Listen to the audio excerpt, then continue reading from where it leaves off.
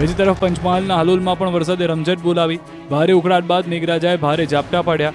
મેઘરાજાની entry થતાં જ ગરબાના આયોજકો ચિંતિત બન્યા. જોકે વરસાદે ગણતરીની મિનિટોમાં વિરામ લીધો.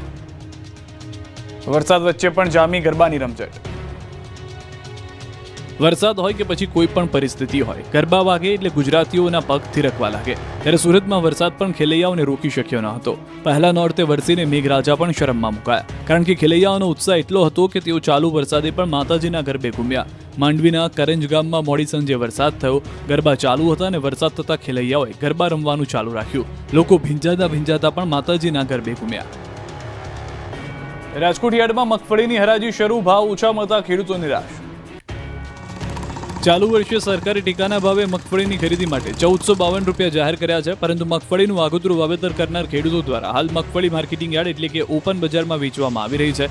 રાજકોટના બેડી માર્કેટિંગ યાર્ડમાં ખેડૂતોની મગફળીના ન્યૂનતમ 750 તેમજ મહત્તમ 1250 રૂપિયા સુધીના ભાવ મળ્યા. આમ ટેકાના ભાવ કરતાં ખેડૂતોને ઓછા મળ્યા છે. શિયાળુ પાકનું આગોતરું વાવેતર કરનાર ખેડૂતોને દિવાળીનો તહેવાર માથે હોવાને કારણે યાર્ડમાં મગફળી ટેકાના ભાવ કરતાં પણ ઓછા ભાવે વેચવાની ફરજ પડી છે. ખેડૂતોનું કહેવું છે કે સરકાર સામાન્ય રીતે લાભ પાંચમથી ટેકાના ભાવે મગફળીની ખરીદીની શરૂઆત કરતી હોય છે.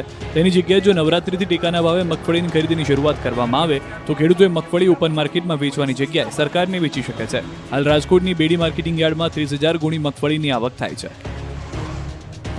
બનાસ ડેરીની ચૂંટણીમાં 36 ફોર્મ માન્ય.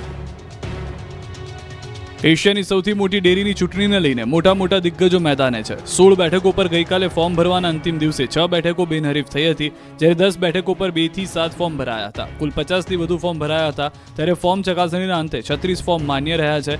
હરી ચૌધરી સામે વાંધો પરત ખેંચાયો. ભરત ચૌધરીએ વાંધો લીધો હતો, હવે તેમણે જ વાંધો પરત ખેંચી લીધો છે. ઉમેદવારોના ફોર્મ ચકાસણી પાલનપુર કલેક્ટર કચેરીએ થયા બાદ હવે ફોર્મ પરત ખેંચાયા બાદ ચૂંટણીનું ચિત્ર સ્પષ્ટ થઈ જશે. મહત્વનું છે કે એશિયાની સૌથી મોટી ગણાતી બનાસ ડેરીની ચૂંટણીને લઈને ભારે રસાકસી જામી છે.